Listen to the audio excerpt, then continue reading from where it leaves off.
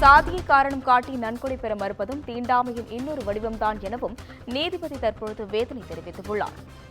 அனைத்து சமுதாயத்தினருக்கும் நன்கொடை வழங்க அனுமதிக்க வேண்டும் எனவும் உத்தரவு பிறப்பித்துள்ளார். மனுவை பரிசீலித்து உரிய உத்தரவு பிறப்பிக்க இந்து சமய அறநிலையத்துறைக்கு உத்தரவிட்டு வழக்கு பதியப்பட்டுள்ளது.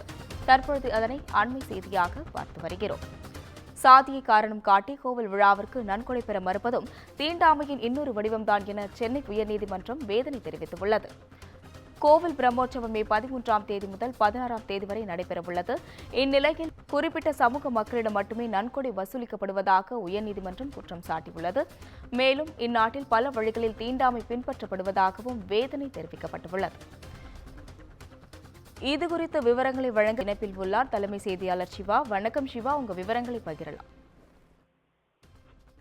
அஸ்வினி, சாதியை காரணம் காட்டி கோவில் விழாவுக்கு நன்கொடை பெற மறுப்பதும் தீண்டாமையினுடைய இன்னொரு வடிவம் என சென்னை உயர்நீதிமன்றம் வேதனையாக ஒரு கருத்தை பதிவு செய்திருக்கிறது. பெரிய புராணம் எழுதிய சேக்கிழார் குன்றத்தூரில் கட்டிய திருநாகேஸ்வரர் கோவில் பிரம்மோற்சவம் மே 13ஆம் தேதி துவங்கி 16ஆம் தேதி வரை நடைபெற இருக்கிறது. இந்த கோவில் விழாவுக்கு குறிப்பிட்ட சமுதாயத்தினரிடமிருந்து மட்டுமே நன்கொடைகள் வசூலிக்கப்பட்டதாக மற்ற சமுதாயத்தினரிடம் நன்கொடைகள் வசூலிக்கப்படவில்லை என்றும் கூறி குன்றத்தூரைச் சேர்ந்த அம்பேத்கர் மக்கள் நீதி இயக்க தலைவர் பாண்டியராஜன் என்பவர் சென்னை உயர்நீதிமன்றத்தில் வழக்கை தாக்கல் செய்திருந்தார்.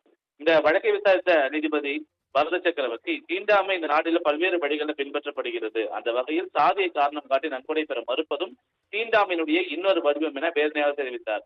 கடவுள் முன் ஜாதி இருக்கக்கூடாது என்றும் ஏற்கனவே பிறப்பித்த உத்தரவை சுட்டிக்காட்டிய நீதிபதி, அனைத்து சமுதாயத்தினரும் நன்கொடை வழங்க அனுமதிக்க வேண்டும் என அளித்த மனுவை பரிசீலித்து தகுந்த உத்தரவை பிறப்பிக்க வேண்டும் என இந்து சமய அறநிலையத்துறை உத்தரவிட்டு அந்த வழக்கை நீதிபதி முடித்து வைத்திருக்கின்றார். அஸ்வினி,